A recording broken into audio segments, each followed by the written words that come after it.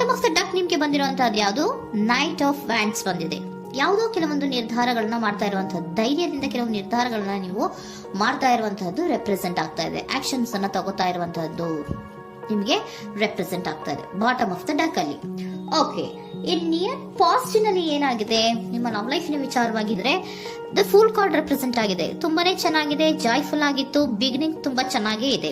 Card ಬಂದಿರುವಂತಹದ್ದೇನು? Wheel of fortune ಬಂದಿದೆ. So ನಿಮ್ಮ ಲವ್ ಲೈಫಿನ ವಿಚಾರವಾಗಿ ನೀವು ಕೆಲವೊಂದು ಬದಲಾವಣೆಗಳನ್ನ ನೀವು ಮಾಡ್ಕೊಂಡಿರುವಂತಹದ್ದು ಇಲ್ಲಿ ರೆಪ್ರೆಸೆಂಟ್ ಆಗ್ತಾ ಇದೆ. ಕ್ವೀನ್ ಆಫ್ ಕಪ್ಸ್ ಏನನ್ನ ರೆಪ್ರೆಸೆಂಟ್ ಮಾಡುತ್ತೆ? ಸೊ ಕ್ವೀನ್ ಆಫ್ ಕಪ್ಸ್ ನೀವು ಯಾಕೆ ಬದಲಾವಣೆಗಳನ್ನ ಮಾಡ್ಕೊಂಡಿದ್ದೀರಾ? ಕೆಲವೊಂದು ರೀತಿಯ ಸ್ಟೇಬಲ್ ಇರಬೇಕು, ಬಹಳ ಕೇರ್ ಅನ್ನ ಮಾಡ್ತಾ ಇರುವಂತಹದ್ದು, ಲವ್ ಲೈಫಿನ ವಿಚಾರವಾಗಿ ಬಹಳಷ್ಟು ಇಂಟ್ರೆಸ್ಟ್ ಅನ್ನ ತಗೊಂಡಿರುವಂತಹದ್ದು ನಿಯರ್ ಪಾಸ್ಟ್ ನಲ್ಲಿ ರೆಪ್ರೆಸೆಂಟ್ ಆಗ್ತಾ ಇದೆ. ಓಕೆ, ಎಟ್ ಪ್ರೆಸೆಂಟ್ ನಲ್ಲಿ ಯಾಕೋ ನಿಮ್ಮಲ್ಲಿ 2 ಆಪ್ಷನ್ಸ್ ಗಳಿರುವಂತಹದ್ದು ರೆಪ್ರೆಸೆಂಟ್ ಆಗ್ತಾ ಇದೆ. ಯಾಕೋ 2 ಆಲೋಚನೆಗಳನ್ನ ನೀವು ಮಾಡ್ತಾ ಇರುವಂತಹದ್ದು ಅಟ್ ಪ್ರೆಸೆಂಟ್ ನಲ್ಲಿ ರೆಪ್ರೆಸೆಂಟ್ ಆಗ್ತಾ ಇದೆ. 2 ಆಯ್ಕೆಗಳು ನಿಮ್ಮಲ್ಲಿ ಇರುವಂತಹದ್ದು, 2 ಆಲೋಚನೆಗಳನ್ನ ಮಾಡ್ತಾ ಇರುವಂತಹದ್ದು, ಏನೋ ಒಂದು ರೀತಿಯ ಕನ್ಫ್ಯೂಷನ್ಸ್ ಅಲ್ಲಿ ಇರುವಂತಹದ್ದು ನಿಮ್ಮ ಲವ್ ಲೈಫ್ ನ ವಿಚಾರವಾಗಿ ರೆಪ್ರೆಸೆಂಟ್ ಆಗ್ತಾ ಇದೆ. ಓಕೆನಾ? ಸೆಕೆಂಡ್ ಕಾರ್ಡ್ ಯಾವ್ದು ಬಂದಿದೆ? 10 ಆಫ್ ಕಪ್ಸ್ ಬಂದಿದೆ. ಸೊ 10 ಆಫ್ ಕಪ್ಸ್ ನಿಮ್ಗೆ ಫುಲ್ಫಿಲ್ಮೆಂಟ್ ಇರುತ್ತೆ, ಸಮಾಧಾನ ಇರುತ್ತೆ, ಖುಷಿಯಾಗಿರುತ್ತೆ ಅನ್ನೋದು ನೀವು ಆಲೋಚನೆಯನ್ನ ಮಾಡಿದ್ರಿ. 2 ಆಯ್ಕೆಗಳಲ್ಲಿ ಯಾವ್ದನ್ನ ಸೆಲೆಕ್ಟ್ ಮಾಡಬೇಕು? ಸೆಲೆಕ್ಟ್ ಅನ್ನ ಮಾಡ್ಕೊಂಡ್ರೆ ನನಗೆ ಖುಷಿಯಾಗಿರುತ್ತೆ, ಸಮಾಧಾನ ಆಗುತ್ತೆ ಅನ್ನೋಂತ ಯೋಚನೆಯನ್ನ ಒಂದು ಸಾರಿ ಮಾಡಿದ್ರೆ, ಇದರ ಮತ್ತೊಂದು ಸಾರಿ ನೀವೇನ್ ಅನ್ಕೋತೀರಾ? ಏನಾದ್ರು ನನಗೆ ಇದರಿಂದ ಮೋಸ ಆಗುತ್ತಾ, ಅಥವಾ ಇದರಿಂದ ನನಗೇನಾದ್ರು ತೊಂದರೆ ಆಗುತ್ತಾ, ನಾನು ರಕ್ಷಣೆ ಮಾಡ್ಕೋಬೇಕಾಗತ್ತಾ ಅನ್ನುವಂತಹ ಆಲೋಚನೆಯನ್ನು ಕೂಡ ನೀವು ಮಾಡುವಂತದ್ದು ರೆಪ್ರೆಸೆಂಟ್ ಆಗ್ತಾ ಇದೆ. ಯಾಕೋ ನಿಮ್ಮಲ್ಲಿ ಸಮಾಧಾನ ಇಲ್ಲ, ಕನ್ಫ್ಯೂಷನ್ಸ್ ಇದೆ, 2 ಆಯ್ಕೆಗಳು, ಯಾವ ನಿರ್ಧಾರವನ್ನು ಮಾಡಬೇಕು ಗೊತ್ತಾಗ್ತಿಲ್ಲ. ಸೊ ಅದಕ್ಕೆ ನೋಡಿ, ನೀವು ಬೇಜಾರಿನಿಂದ ಮೂವಿಂಗ್ ಆನ್, ಬದಲಾವಣೆ ಆಗ್ತಾ ಇರುವಂತಹದ್ದು ರೆಪ್ರೆಸೆಂಟ್ ಆಗ್ತಾ ಇದೆ. ಚೇಂಜಸ್ ಅನ್ನ ಮಾಡ್ಕೋತಾ ಇರುವಂತಹದ್ದು ಇಲ್ಲಿ ಪ್ರೆಸೆಂಟ್ ನಲ್ಲಿ ರೆಪ್ರೆಸೆಂಟ್ ಆಗ್ತಾ ಇದೆ.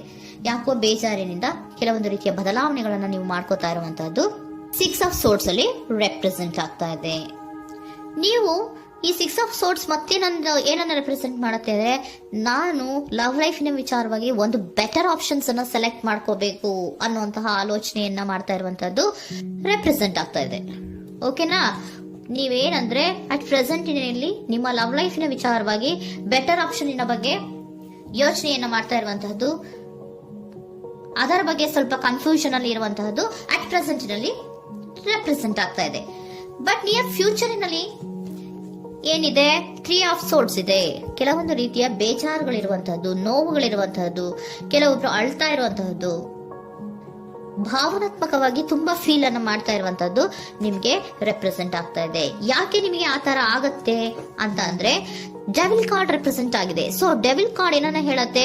ಅಡಿಕ್ಷನ್ಸ್ ಅನ್ನ ಹೇಳತ್ತೆ. ತುಂಬಾ ಯೋಚನೆಯನ್ನ ಮಾಡುವಂತಹದ್ದು, ಮೇಲಿಂದ ಮೇಲೆ ನೀವು ಒಂದನ್ನೇ ನೀವು ಯೋಚನೆ ಮಾಡ್ತಾ ಇದ್ರೆ ನಿಮ್ಗೆ ಅಲ್ಲಾಗುವಂತದ್ದೇನು? ನೋವುಗಳೇ ಅಲ್ಲಾಗುವಂತಹದ್ದು. ಸೊ ಯಾತಕ್ಕೆ ಅಂದ್ರೆ ನಿಮ್ಮಿಬ್ಬರ ಮಧ್ಯೆ ಕೆಲವೊಂದು ರೀತಿಯ ಘರ್ಷಣೆಗಳಿರುವಂತಹದ್ದು ರೆಪ್ರೆಸೆಂಟ್ ಆಗ್ತಾ ಇದೆ.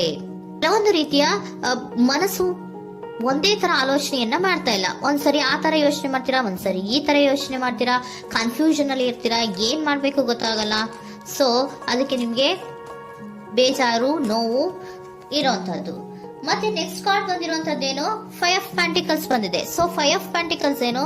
ತುಂಬಾ ಇದು ಕೂಡ ತುಂಬಾ ಬೇಜಾರಿನಲ್ಲೇ ಇರುವಂತಹದ್ದು, ಫೀಲಿಂಗ್ ಲೆಫ್ಟ್ ಔಟ್ ಆಗ್ತಾ ಇರುವಂತಹದ್ದು, ರೀತಿಯ ಒಂದು ಬ್ಯಾಡ್ ಸಿಚುಯೇಷನ್ ಅಲ್ಲಿ ಇರುವಂತಹದ್ದು, ಅಂದ್ರೆ ಯಾವಾಗ್ಲೂ ನೋವು ಪಡ್ತಾ ಇರುವಂತಹದ್ದು, ಯಾವಾಗ್ಲೂ ಯೋಚನೆ ಮಾಡ್ತಾ ಇರುವಂತಹದ್ದು ಇಮಿಡಿಯೇಟ್ ಫ್ಯೂಚರ್ ನಲ್ಲಿ ಈ ರೀತಿ ರೆಪ್ರೆಸೆಂಟ್ ಓಕೆನಾ?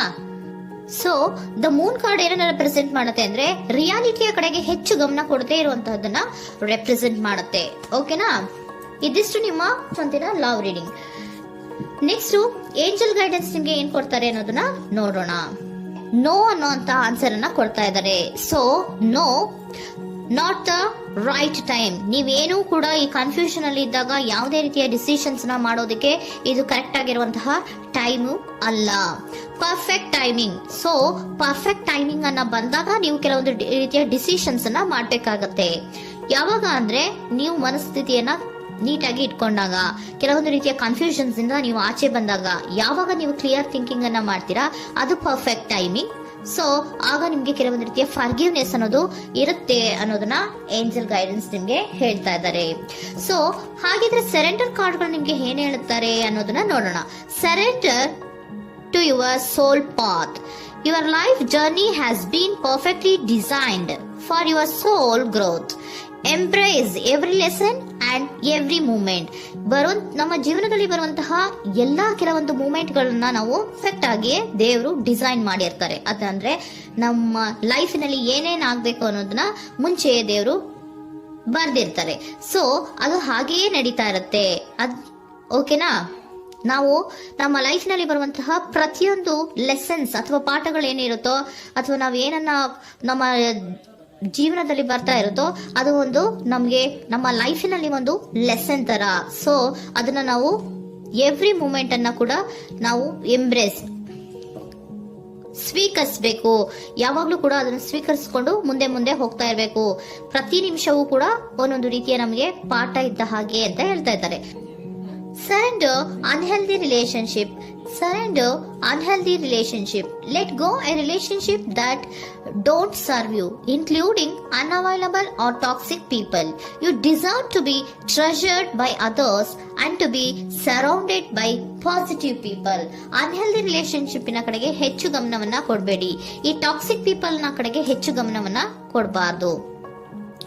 ಸೊ ಯಾವಾಗ್ಲೂ ನಾವು ಪಾಸಿಟಿವ್ ಆಗಿ ಥಿಂಕ್ ಮಾಡುವಂತಹ, ಪಾಸಿಟಿವ್ ಆಗಿ ಆಲೋಚನೆ ಮಾಡುವಂತಹ ಜನಗಳ ಜೊತೆಯಲ್ಲಿಯೇ ನಾವು ಹೆಚ್ಚು ಇರಬೇಕು ಅನ್ನೋದನ್ನ ನಿಮ್ಗೆ ಸರೆಂಡರ್ ಕಾರ್ಡ್ ಹೇಳ್ತಾ ಇದ್ದಾರೆ.